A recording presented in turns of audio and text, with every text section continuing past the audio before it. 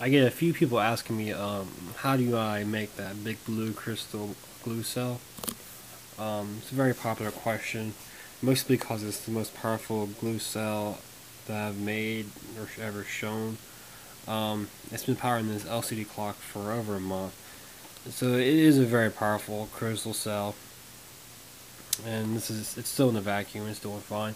Um, I'm going to go and show you how I made this one in particular. I'm also going to show you the new method, which is a little bit cheaper and a little bit easier method. But how I made that one in particular is I started off with a copper tubing. This is the kind of tubing you get from Lowe's or Home Depot. Uh, it's basically in the plumbing section. I think it's about 6 inches by 1 inch. But here's a comparison against a glue bottle, and you can see it fits over that. So there's a good comparison, I guess. The two metals I use was this copper, and that was magnesium ribbon. I got that ribbon off eBay for about $4. It was one packet of that is about $4. Uh, and what I do with this is the most important thing was to keep the metals separated, and I accomplished this by using a hot glue. I have a new method which is a lot easier, but in this particular one right here, I use a hot glue gun because the hot glue is not conductive at all. And what I did is I used a lot of glue, actually a lot of hot glue, and I made a glue line basically through there. I did 4 of them. And what that did is it kept the magnesium ribbon separated from the copper. And I took the magnesium ribbon and I wrapped it around in a spiral shape around the copper tubing. And I did it all the way through. The more magnesium ribbon, the better.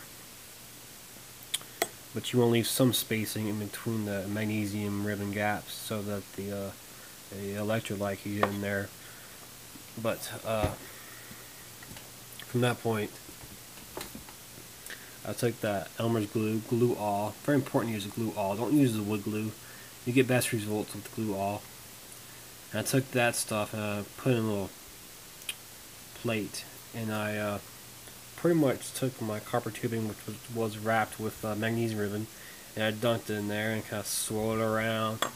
And I took the Epsom salt and I sprinkled that onto it, and then I took the salt substitute, which is that brand, Morton salt substitute. Oh, almost dropped my thing. Almost dropped my clock. Very good. And I sprinkled both salts on there, and got glue and the salt all over it, and I took it and I started squeezing. You can start feeling water coming out of it. Squeezed it and just squeezed it, squeezed it. Basically, when you combine the salts, salt substitute and Epsom salt onto it with the glue, it actually kind of dries, sort of, kind of, in a weird way. At first, it's kind of like a gelatin type drying, but you'll feel it. You can feel the water start coming out. You can squeeze water out of it.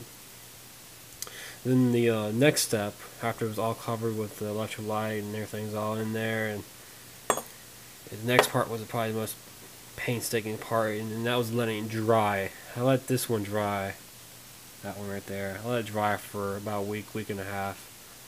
It's very important to let it dry. Don't rush drying by putting it in the oven. The oven don't do that. The glue doesn't like ovens very well. It's not its friend. So don't rush drying. Don't put it near fire or flame. Just let it naturally dry. I even let this particular one sit in the sun for a whole day to see if that would do anything, but it helped it a little bit. You'll know when it's dry is that you can take it and you won't be able to squish it. You won't be able to squish the glue anymore. That's a good way to determine it's dry. Once it was dry, I took that blue cell and to make sure it wouldn't get corroded by the surrounding air, I took some spray paint. This is the only spray paint. It's actually the spray paint I used on that one. It was the only one I had available. It's that Krylon Indoor Blue True Blue Gloss spray paint. It's the one I had. It says it dries in 10 minutes. The paint does. But I sprayed that on there. Put about 3-4 coats on it. You can see covered it really well. I put some electrical tape on the exposed copper end and the exposed magnesium end. So when I spray paint it, I could take that tape off, and it reveals the metal. So I can have some contacts to hook up to like a load like that LCD clock. But yeah, that is exactly how I made it. There's nothing magical about it.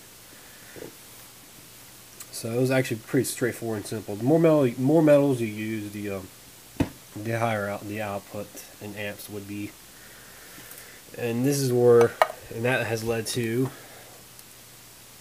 my next design, which is a tin can, magnesium ribbon, and this black stuff is a separator they use for gutters.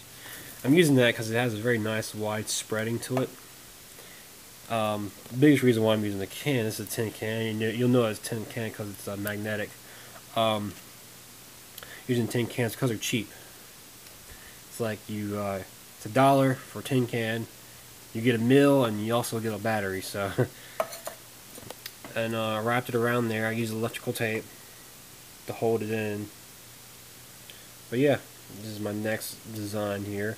What I'm going to do is pour some Elmer's glue onto it. The less glue you use, the better, because it dries quicker that way. So I'm going to do a much more controlled spreading of glue on there. Then spray or put the salt substitute, emphasis on that, and let it dry. Then I'll take that cell and I'll spray paint it. And yeah, that's how it goes. Really, it's a very simple process. The more metal you use, the more amps you'll have. I'm gonna make quite a few of these, and I'm gonna hook it up to a supercapacitor and charge a supercapacitor, and have that supercapacitor do the work. I find that it's better to charge a capacitor or a battery than to actually put a load onto it. But yeah, I'm still in the testing phases of this, and I'm very pleased with this big blue crystal cell I made, and it's working very well. I'm actually really surprised. It's very nice.